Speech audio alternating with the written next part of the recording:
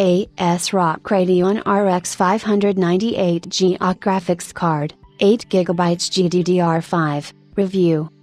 AMD have been receiving a lot of attention and praise recently with regards to their desktop processors. They were the first to introduce to the market a 32-core/64-thread high-end head processor, the Ryzen Threadripper 2990WX, based on the Zen Plus architecture, using a 12nm FinFET process. And this coming year in 2019, we'll be seeing Zen 2 based processors using the latest cutting-edge 7nm FinFET process. To put this into comparison, their competitor Intel is having production problems with their 14nm fabs for their Coffee Lake processor, and are only just now looking at the 10nm process. This turnaround in their recent success, however, is not reflected on their graphic card business. In fact, quite the opposite. With Nvidia, their competitor in the graphics card sector, has taken up almost 70% of the market share. And one of the main reasons for this is the poor performance produced by the Radeon graphics card range. Many people would be heavily comparing AMD's Radeon RX 590 with Nvidia's GeForce GTX 1060. It's a battle of the mid-range graphics card that's been ongoing for almost a year and a half. One secret weapon Radeon RX 590 has over the GeForce GTX 1060 is the ability to enable multi-GPU configuration cross-VRX. The GeForce GTX 1060 cannot. Two fans that provide strong cooling performance and make your gaming rig stay cool. It's optimized for delivering excellent gaming experience with stylish and streamlined design. 3-phase motor fan delivers an up to 23% higher airflow for the better cooling capacity. Reduce friction, allow fan to run smoother and with a lifespan up to 50,100,000 hours. Compared to traditional design with oil leakage problem, it improves lifespan by 30 to 40% and with an enhanced cooling efficiency significantly.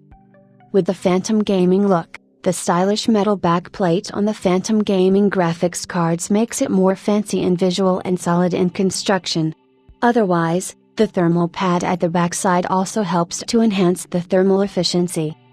Under the stylish and streamlined dual fan design is the anodized and huge aluminum heatsink, heat pipe, along with more than enough fans that take heat from the GPU, effectively improve heat dissipation and promote overall performance significantly. Combined with grooved and copper powder centered interfaces, the composite heat pipe design efficiently improves thermal transfer of heat between two solid interfaces and increase cooling capacity up to 30%. With premium copper base heatsink design, the direct contact area to the GPU would be maximized to improve thermal transfer effectively. A fast and easy tool that provides users with an abundant collection of subtle settings for professional tweaking, such as fan speed, core clocks, memory frequency, and so on. Users may also choose the most optimized mode based on their needs, like hawk mode, silent mode, or default mode. Phantom Gaming Tweak delivers more than enough voltage configuration options for anyone who wishes to pursue extremes. Okay, as we all know, the Radeon RX 590 isn't a GeForce GTX 1080 killer, nor is it a GeForce GTX 1070 killer either.